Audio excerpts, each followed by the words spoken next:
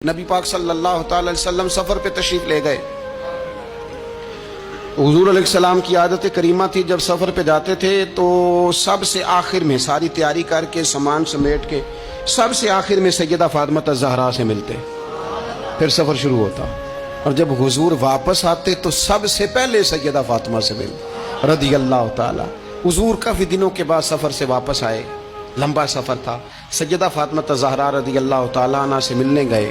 نبی پاک صلی اللہ تعالیٰ علیہ وسلم کا چہرہ نور دیکھ کے تو سیدہ فاطمہ تڑپ کے روئیں، رو پڑی۔ حضور نے فرمایا فاطمہ کیا ہوا؟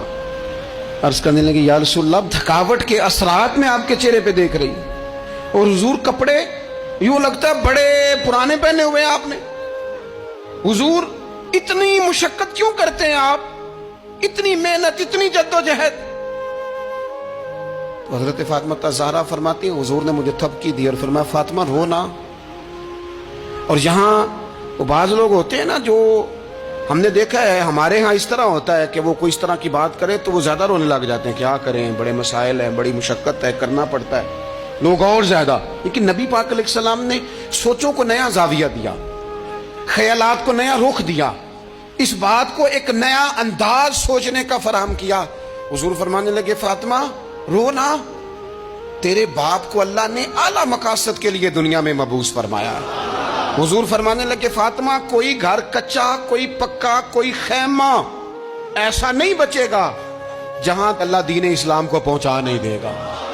اور فرمایا فاطمہ یاد رکھنا، جس طرح رات چھا جاتی ہے نا، محمد عربی کا دین بھی چھا جائے گا، یہ چھا جائے گا دین، جس طرح رات چھا جاتی ہے یہ دین بھی چھا جائے گا۔ اور پھر دین چھا گیا، جگہ جگہ چھا گیا، یورپ میں بھی اذانیں پڑھی جانے لگی، امریکہ اور افریقہ میں بھی قرآن پڑھا جانے لگا، جگہ جگہ جگہ جگہ رسول اللہ صلی اللہ علیہ وسلم کے دین کی بات ہونے لگی۔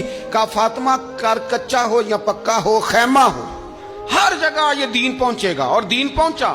دوستو کمزوری وقتی طور پر ہے، حالات وقتی طور پر ہیں، مسلمانوں نہ گھبراؤ، خدا کی شان باقی ہے۔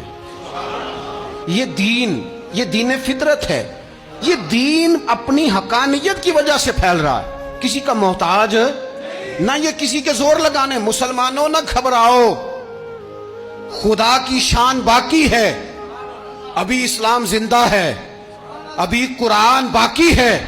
یہ کافر کیا سمجھتے ہیں جو ہم سے روز الجھتے ہیں، ابھی تو کربلا کا آخری میدان باقی ہے، ابھی تو آخری میدان لگے گا میدان کربلا میں، اور فکر حسینی کے علمبردار میدان میں نکلیں گے، یزیدی سوچوں سے ٹکرائیں گے، اور بڑے سینے تیار ہیں جو اس کے لیے پوری جدوجہد کریں گے۔ ابھی تو کربلا کا آخری